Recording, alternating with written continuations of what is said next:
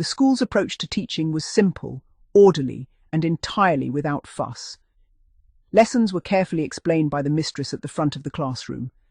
Every pupil was expected to listen without interruption, make neat notes, and complete the work that followed to the very best of her ability. There was little room for excuses. Education was regarded as a privilege, and every girl was expected to repay that privilege through diligence, good manners, and steady effort.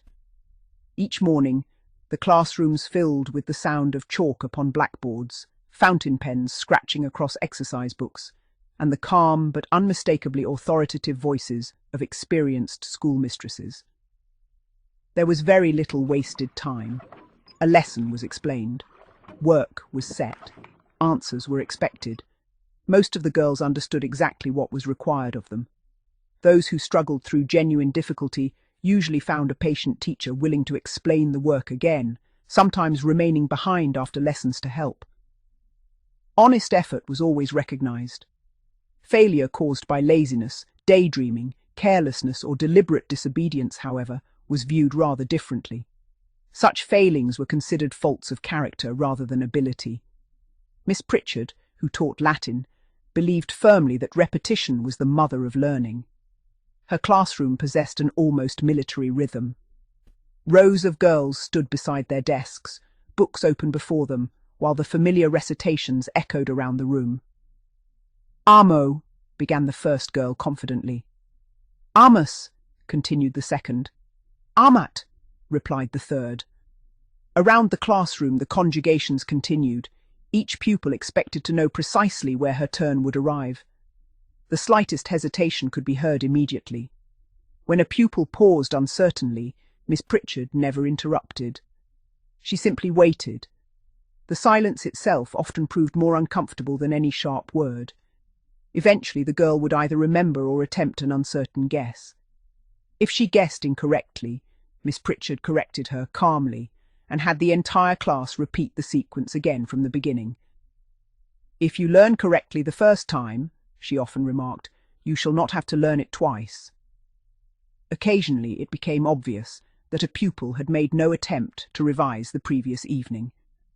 On such occasions, Miss Pritchard would slowly close the textbook before her. The quiet click of its covers seemed louder than a raised voice. "You were told to learn this." "Yes, miss." "You chose not to." There was usually nothing further to be said. The punishment was almost inevitable. Sometimes it meant several pages of Latin verbs to be copied neatly before breakfast the following morning. Sometimes 50 carefully written lines. Frequently it meant detention after lessons while classmates disappeared laughing into the autumn sunshine. If the same girl repeatedly failed to prepare her work, matters became rather more serious. A neatly written note would be placed into the punishment book requesting that the pupil report to the deputy headmistress. Those few words were enough to quieten even the noisiest classroom. Miss Eleanor Harcourt inspired a very particular kind of respect. Tall, narrow-faced and impeccably dressed, with steel-grey hair gathered into a severe bun, she possessed an expression that rarely revealed either approval or disappointment until every fact had been established. Unlike some teachers, she never acted in haste. She listened carefully. She questioned patiently. She compared accounts from teachers and pupils alike. Only once she was entirely satisfied that she understood the truth did she decide upon the appropriate consequence. It was precisely this measured approach that made her such a formidable figure throughout the school. No girl could comfort herself by believing Miss Harcourt had acted unfairly or in a fit of temper. If punishment followed, everyone knew it had been earned. The staff admired her judgment. The pupils feared disappointing her. For everyday classroom offences there existed a range of familiar consequences. Untidy handwriting usually meant rewriting an entire page. Poor arithmetic required every incorrect sum to be completed again. Incomplete homework earned detention. Excessive talking often resulted in moving desks, loss of privileges, or remaining behind after class. Some older mistresses occasionally reinforced discipline with a sharp rap of a wooden ruler across an outstretched palm, or, in accordance with the customs of the period, a stroke of the school's carpet slipper over clothing for persistent minor misconduct. These measures were intended to be corrective rather than severe, and were expected to be administered sparingly. More serious disciplinary matters, however, travelled beyond the ordinary classroom. They were referred to either Miss Harcourt or the headmistress, Miss Beatrice Blyton. Miss Blyton possessed an air of quiet authority that seemed to fill every corridor she entered. She was not a woman who raised her voice unnecessarily, nor did she believe discipline should become theatrical. A simple summons to her study was usually enough to drain the colour from a guilty pupil's face. Her office reflected her personality perfectly. Everything stood precisely where it belonged. The polished oak desk was immaculate. Books were arranged in exact order upon the shelves. Certificates and school honours decorated the walls. Even the ticking clock appeared unusually loud within the silence.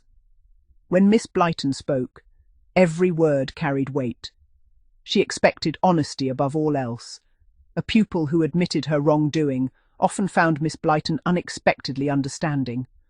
One who lied, blamed others, or attempted deception quickly discovered that the headmistress regarded dishonesty as one of the gravest failings of character. Only Miss Blyton and Miss Harcourt were officially authorised to administer the school cane, and only after careful consideration of the circumstances. Among the staff, this distinction mattered greatly. Rules were to be followed, authority was carefully defined. The mistresses regarded such procedures as an important safeguard against unfairness. The pupils, however, often viewed matters rather differently. To them, punishment was simply punishment. Whether it involved pages of extra work, an evening detention, the school slipper, or the dreaded visit to the headmistress's study, none of it seemed especially desirable. Nevertheless, every girl gradually came to understand the school's unwritten scale of discipline. Untidy work meant repetition. Talking during lessons meant detention. Failure to prepare homework meant extra work after school. Persistent defiance or repeated classroom disruption might bring the slipper.